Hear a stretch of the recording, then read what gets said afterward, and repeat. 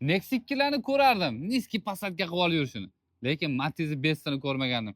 Chiroyli turar ekan akam. Qarang. Kommentariyada yozib keting. Best'larga qanaqa turadi cho'ktirilgan. Mashinamizga 4 ta charmxo balon taqilgan ekan. Mashinaning holati yaxshi, qarang. Qop-qora qilib qo'yishdi. Akalarimizga bitta like bosib yuborasiz yurishgan ekan bunaqa. Lopigacha tonirovka ko'rib qo'yishdi. Mashinamiz 2017-yil ishlab chiqarilgan, yurgan probegi 300 ming. Mashinada gaz balon bor, metan. Xo'p, salon holatini ham bitta ko'rib oling. Konditsionerlari bor-ku, yaxlatib tashayotgan ekan. O'zim ishlatib tekshirdim.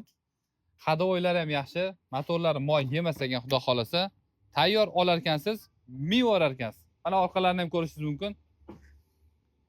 Narxini o'ylamay, $4000 qo'ymayman, undan past qo'yaman ancha-muncha. Mana orqa salonlari ham.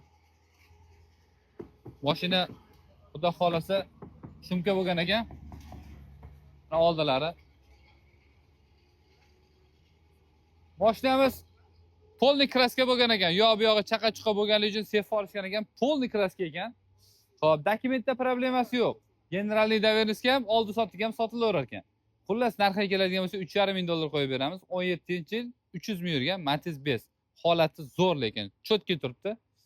Matiz Best olaman degan do'stingizga shu videoni shunday tashlab qo'ying. Videoga like bosish esdan chiqarmasin. Bosinglar.